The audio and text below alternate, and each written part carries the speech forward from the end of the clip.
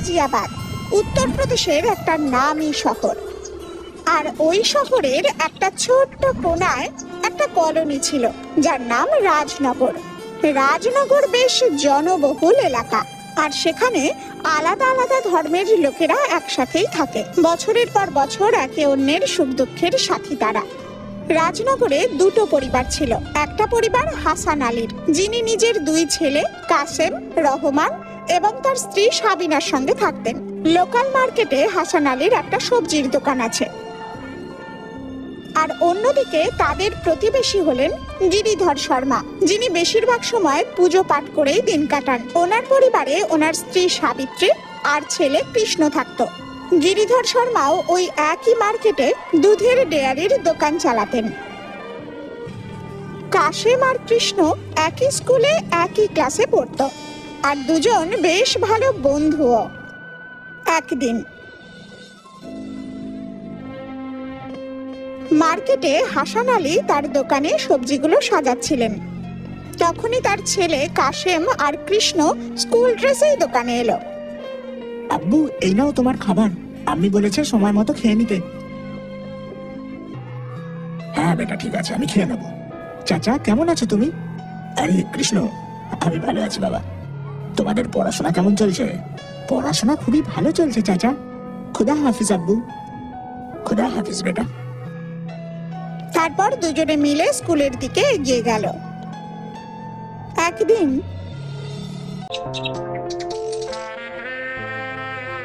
গিরিধর শর্মা তখন পুজোয় ব্যস্ত, আর কৃষ্ণকে তার মা খাওয়াচ্ছিলেন। হঠাৎ গলির দিক থেকে চিৎকার চেঁচামেচি শোনা গেল। শর্মাজি তাড়াতাড়ি দৌড়ে বাইরে এলেন, তো দেখলেন গলি দিয়ে কিছু ভিড় হাতে ডান্ডা লাঠি নিয়ে এগিয়ে যাচ্ছে। তখন শর্মাজি সমস্ত কথা তার স্ত্রীকে খুলে বললেন।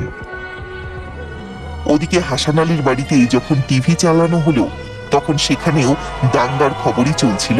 সম্পূর্ণ গাজিয়াবাদে পুলিশ ছেয়ে গেছিল। কাশেমের বাবা, এসব কি হচ্ছে? যে কথাগুলো ছড়িয়েছিল সেগুলো সত্যি নয় তো? আরে বেগম, কেমন কথা বলছো? চিন্তা করো না তুমি, সব ঠিক হয়ে যাবে। রাত্রিবেলা গিরিধর আর হাসান আলী বাড়ির ছাদে এলো। আরে হাসান ভাই, শহরে কি হচ্ছে এসব? কিছু তো বুঝতেই পারছি না। ভাইজান, এখন আমাদের দেশের অবস্থা খুবই খারাপ। না জানি কার নজর লেগে গেছে আমাদের ভারতে।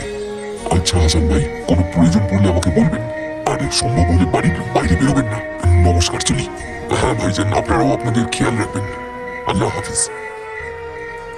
তারপরেই রাত্রিবেলা কিছু অজানা লোকের ভিড় হাসান আলীর বাড়ির সামনে একত্রিত হচ্ছিল। তারা দরজায় ঠক ঠক করা শুরু করে দিল। সবাই মিলে ভয় পেয়ে গেল। হে আল্লাহ, এবার কি হবে? এই ভিড়ের লোকেরা না জানি কি করবে। কাশেম, রহমান, কোথায় তোমরা? সবাই ঘরের মধ্যে লুকিয়ে পড়ো। সেমিনা, ভয় পেও না, দরজা খুলছি আমি। তুমি দরজা খুলো না, ওরা আমাকে আর তোমাকে মেরে ফেলবে। এরই মধ্যে কাশেম ফ্যান্সি ড্রেস কম্পিটিশনে সাজার জন্য একজন পণ্ডিত সেজে মা বাবার সামনে এলো আর বলল, আমি আব্বু, তোমরা লুকিয়ে পড়ো। আর দেখতে না দেখতেই সে দরজাটা খুলে দিল। ভিড়ের লোকেরা যেই তাকে দেখলো অমনি বলল, আরে চলো চলো চলো, এটা তো পণ্ডিতের ঘর, চলো এখান থেকে। সমস্ত ভিড় তাদের বাড়ি থেকে আগে এগিয়ে গেল।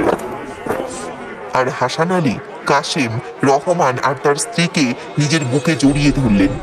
হে খুদা, তোমার অসংখ্য ধন্যবাদ। ওদিন রাতেই আরো কিছু লোকের ভিড় এসে জমল গিরিধরের বাড়ির সামনে।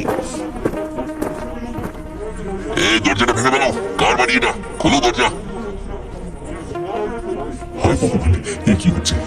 রাম রাম রাম রাম রাম, আমার বাচ্চারা, আমাদের রক্ষা করো ভগবান। সাবিত্রী আর শর্মাজি ভীষণ ভয় পেয়ে গেলেন। তখনই কৃষ্ণ ভেতরে গিয়ে ঝট করে কাশিমের দেওয়া টুপিটা পরে চলে এলো বাইরে। বাবা, মা, তোমরা বরং অন্য ঘরে চলে যাও, আমি গিয়ে দরজা খুলছি। না কৃষ্ণা, তুই এরকম করিস না। শর্মাজি, ওকে থামাও, ও তো একটা বাচ্চা। না গো, এখন কৃষ্ণই আমাদের রক্ষা করতে পারেন।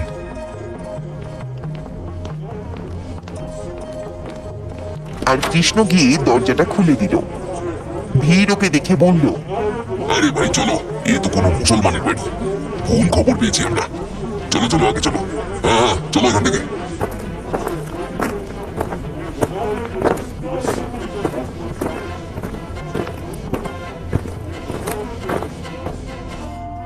চলে যাওয়ার পর গিরিধর শর্মা আর তার স্ত্রী কৃষ্ণাকে বুকে জড়িয়ে ধরে কাঁদতে লাগলো। তখনই কিছুক্ষণের মধ্যে হাসান আলী আর তার পরিবার গিরিধরের বাড়িতে এলো ওদের খবর নেওয়ার জন্য। আরে গিরিধর ভাই, আপনারা সবাই ঠিক আছেন তো? হ্যাঁ হাসান ভাই, আজ কৃষ্ণ তো মুসলিম টুপি পরে আমাদের বাঁচিয়ে নিল, না হলে তো এই ভিড় আমাদের প্রাণেই মারত। কি, যখন আমাদের বাড়িতে ভিড় হয়েছিল তখন কাসেম আমাদেরকে হিন্দু হয়ে বাঁচিয়েছিল। হাসান আলী ভাই, এই বাচ্চারাও বোঝে যে জাতি ধর্ম বলে কিছু হয় না, সব থেকে বড় ধর্ম হলো মনুষ্যত্ব। কিন্তু আমাদের সমাজের এত সংখ্যক লোক পড়াশোনা জানা সত্ত্বেও একে অন্যের প্রাণের পেছনে পড়ে আছে। সেই জন্যই তো দেখুন, আজ কোথাও রাম তো কোথাও রহিম হয়ে আমাদেরকে বাঁচিয়ে গেল। রাম রহিম সবাই এক সমান চাচা, আমরা সবাই সমান। আমাদের শুধু কিছু মনুষ্যত্বের শত্রুরা আলাদা রেখেছে। যদি আমরা তোমরা সবাই চাই তাহলে সর্বদাই ভালোবাসার সাথে থাকতে পারবো।